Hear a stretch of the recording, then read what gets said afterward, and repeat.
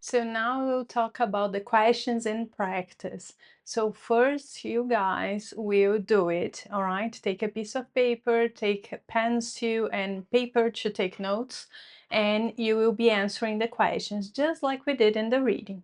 Once you've done that, I will come back and correct. Let's go. Mini Test 1. Listening, page 381. Questions 1 through 5. Listen as a student consults with a lab assistant. Hi, I have a few questions about how we need to handle our work in the science laboratory. I gave very specific instructions at the first lab meeting. And we have to complete the lab work exactly that way? That's what I'd like, yes. Do we need to work in the lab in a group? Yes. And work with the exact group members we were assigned? Is there a problem with your group? Well, during the first lab session, we had a difficult time agreeing on how to proceed with the experiment. Of course you did. That's to be expected. Since there are 4 people in your group, you most likely had 4 different ideas on how to proceed. Part of the task is for the 4 of you to work together as a group, to discuss as a group how the experiment should proceed, and arrive at a consensus before you begin. During the first experiment, we spent almost the entire 3 hours in the lab discussing what to do next. Really? Did you manage to get the experiment done? Yeah, but only barely. We were rushing at the end. The problem was that at every step of the way we debated about what to do next and how to go about it. Some of the group members have pretty strong opinions. Maybe your group should meet before the next lab session to figure out how you're going to proceed with the experiment when you get to the lab. Okay, I'll see if I can get my group to try that, but it'll probably take my group several hours even to decide when to meet, much less actually figure out what we're going to do during the lab session. Okay, please try that and see if you and your group can work it out. I suppose I could also give a short announcement at the beginning of the next session to remind everyone that you have to cooperate. That might help too. All right, I'll try to remember to tell everyone that there's often more than one way to proceed with the experiment and that it's important for everyone to be flexible and to listen to each other. Why don't you stand in the front of the class or get my attention at the next lab session? When I see your face, it'll remind me to say something. Now, was that the only question you had, or do you have another? I actually do have another question. It's about the, lab report. Is it supposed to be a group assignment or an individual assignment? The lab report is an individual assignment. Each person involved in the experiment should write up a separate report about the experiment. So the experiment has to be conducted by the group, and a report about the experiment has to be written up individually by each participant? That's exactly right. And does the report need to follow the format you described to us? It absolutely does. I'm extremely strict about the format. I want the format of the report to be exactly as I described. Okay, I get the point.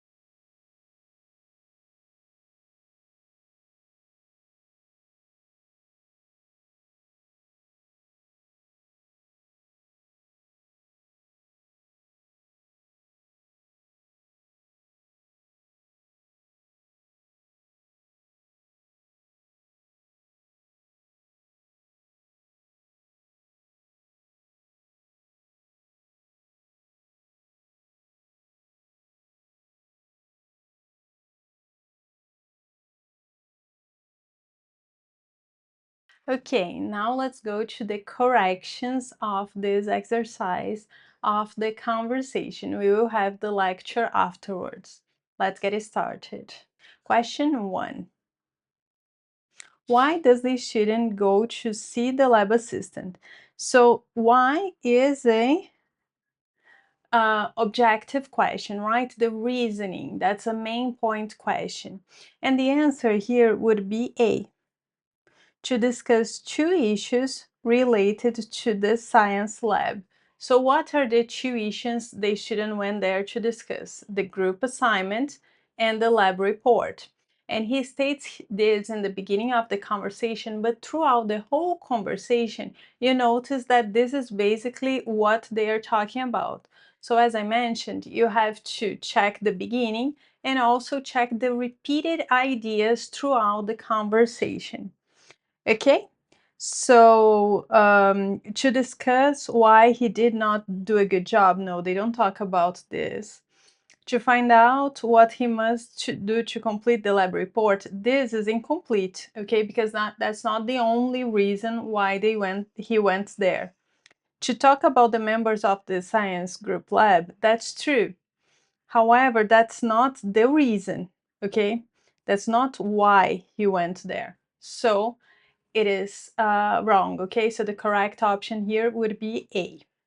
Let's go to question 2 now. Question 2. Listen again and infer. So why did the lab assistant answer with a question here? So the lab assistant here, she assumed something when she asked about the group, okay? It wasn't a question that she wanted to know something. She already assumed something based on the conversation. And what was the assumption? The correct answer here would be D.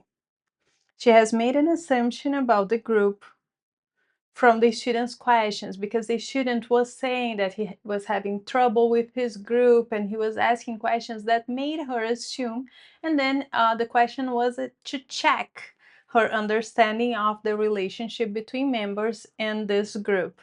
So let's see here the other options. She has not understood what the student has asked. Not actually, she did understand, and then she was checking her understanding with the question. She's not sure who is in the student group. That's not even a discussion here. You know, she is not interested in this. She would like to know if the student has really done any work with his group. This is throughout the conversation, but that's not why she poses that specific question. Okay, let's go to question 3. What does the lab assistant suggest that the group should do? So what is her recommendation to the group, not to the student? So the correct answer here would be option C, meeting before the lab sessions to have a discussion. That is the moment that the student says, oh, I will try to do it, but let's see if my group will be able to do so.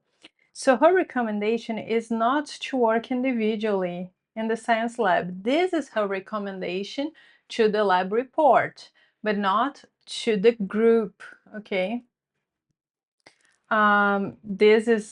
She doesn't say that they should not talk. Actually, they have to talk.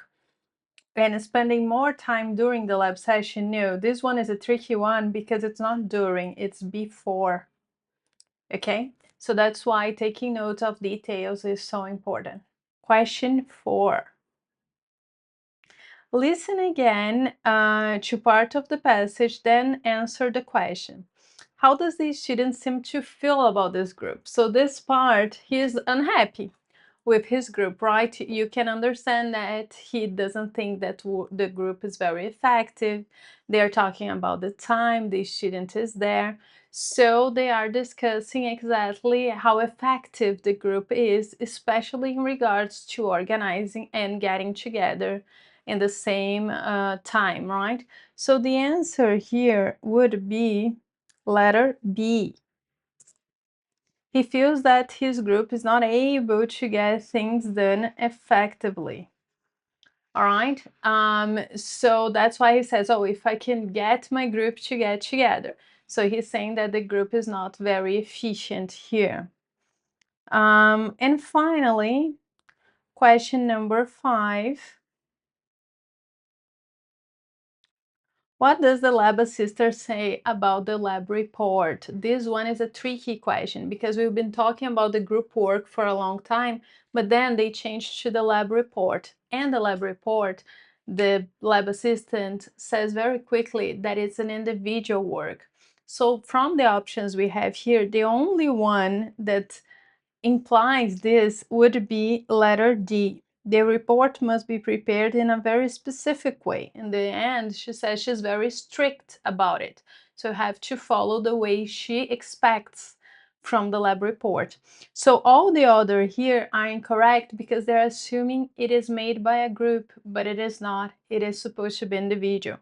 So A is incorrect because of the group. Each member may decide how to prepare the report. No, because you do it individually, so no, each member will do it.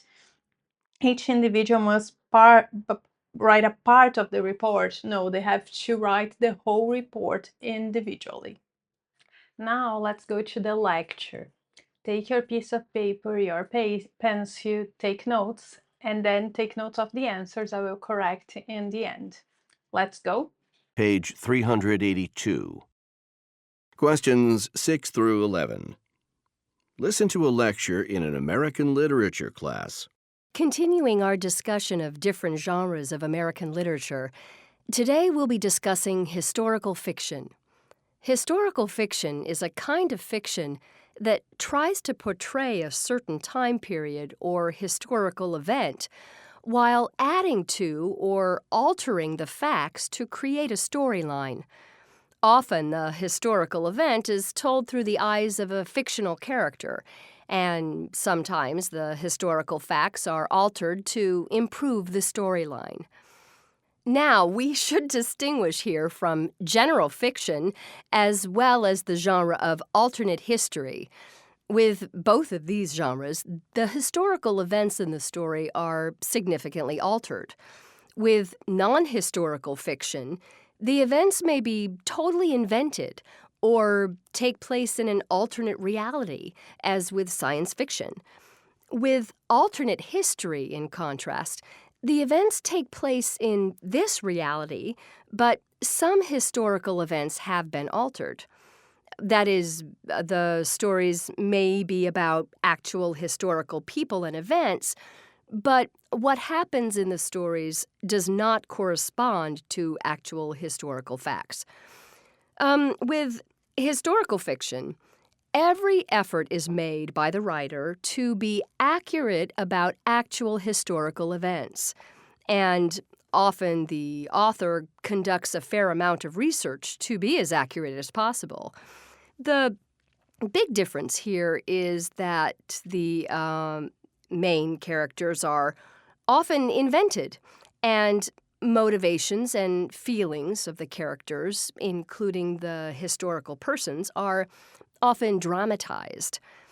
Okay, so today I'd like to discuss one of the finest examples of historical American fiction, the Little House series of books written by Laura Ingalls Wilder. How many of you are familiar with this series of books? Or maybe some of you are familiar with the television series that was based on it? Although, since that was the 1970s and 80s, maybe you're not. The Little House books began as a record of the stories Pa told Laura when she was little. When her first book, Little House in the Big Woods, was a success, Laura Wilder was asked to write a series of stories, not the history of her childhood. The book takes place in the late 1860s, though it was published in 1932. The point I want you to understand clearly is that the incidents in Laura Wilder's books are basically true, but Laura purposefully did not tell the whole truth. She wanted to write books that she felt were appropriate for children. So, what she did was to leave out events and to replace the names of people that were not presented positively. Um, an example of an event that Laura omitted because it was unpleasant was the life of the fourth Ingalls child. The fourth child was a boy named Charles Frederick Ingalls, who died before his first birthday. The life of this child was omitted from her books, since Laura didn't feel it would be appropriate for a children's book. Another example shows how Laura changed the names of people portrayed in a bad light. Nellie Olson was a character in the book rather than a real person. This character was based on a composite of two girls in Plum Creek, Nellie Owens and Ginny Masters, two girls who caused Laura and her sister Mary a lot of trouble. Laura didn't want to use the real names of these bothersome girls in her books, so she changed them and attributed their actions to one character. From these examples, we can see that one of the ways that Laura made her stories more appropriate for children was to make her stories a little more pleasant than her life had actually been. Another technique she used to make her stories more appropriate was to simplify the storylines, to make the story easier to follow. For instance, Laura altered the description of the moves that her family actually made for the sake of simplicity. In real life, the Ingalls family moved from the big woods in Wisconsin to Missouri, then to the Indian Territory, back to the big woods, and finally to Minnesota. In the Little House books, Laura recorded the Ingalls moving from the big woods to Indian Territory and then to Minnesota. There are many other such details and events that Laura felt were not appropriate for children. These changes are what move her work from the genre of autobiography to the genre of historical fiction. So, to summarize, although the Little House books record true historical events as they happen, the series is considered historical fiction rather than autobiography because Laura Wilder omitted events and altered names to improve the storyline and make her books appropriate for her readers.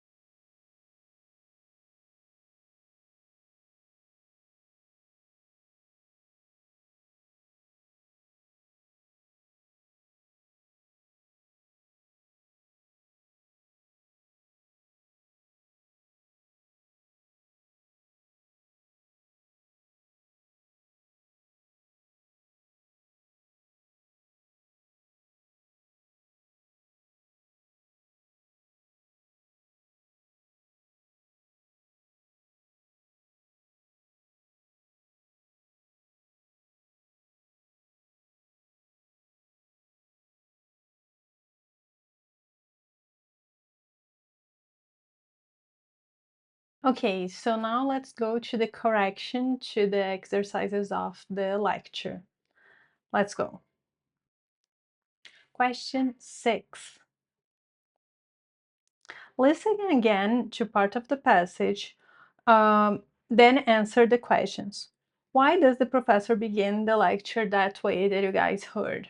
So she started mentioning the lecture before, right? Continuing with this lecture here. So her objective is to show that the coming lecture is connected, it's related to the previous lecture. That's why she mentions the previous lecture here. Okay, so she's not outlining the topics. She's not indicating the topic that will be covered in a future lecture. No, she's talking about the previous lecture. And she is not emphasizing the importance of this topic at this time. She emphasizes it throughout the lecture, but not in this specific moment.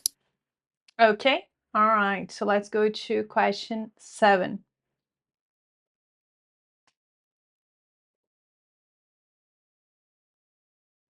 Okay, question 7. How is the information in the lecture presented? In which way this information is presented? So the way you take your notes will help you a lot in this part here. Okay, so the answer would be letter C. Various characteristics of a genre are described using an example.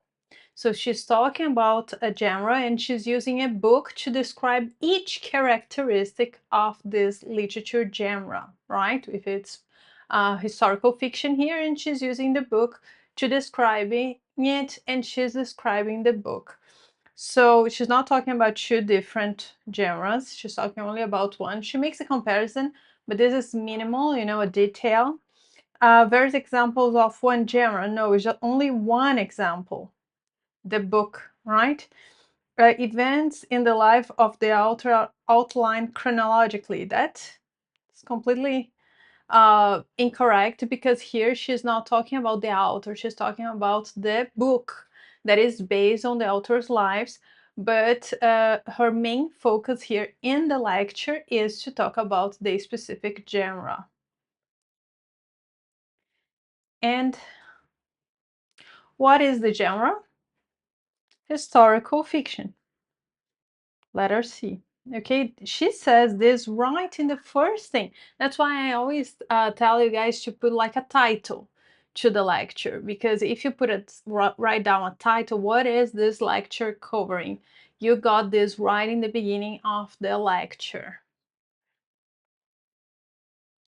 Now this one, question 9, we have to select 3 options. Remember that I told you that you have that type of question that you have to select 3 out of 5. That's the moment. So it's even highlighted here. Pick 3 answers, and the answers would be C, D, and E. Why? Laura didn't make up any of the events. Sometimes she didn't talk about all of the events, but she didn't make up anything. She didn't invent anything. Make up is a phrasal verb that means invent, right? Create. Laura wrote the books during her childhood. No, it's about her childhood, not during. She was living during childhood, and then she wrote later on in life. Every event in the book happened. Yes, every event in the book happened. Some events happened and are not in the book, but everything that is in the book happened in real life. Not every event of Laura's life was recorded, so they happened, but she didn't write it down. Names of some negative portrayed people were changed. So remember that she mentions that the professor mentions that some names were changed. The events were not changed, but the names were. Okay. Let's go, question 10.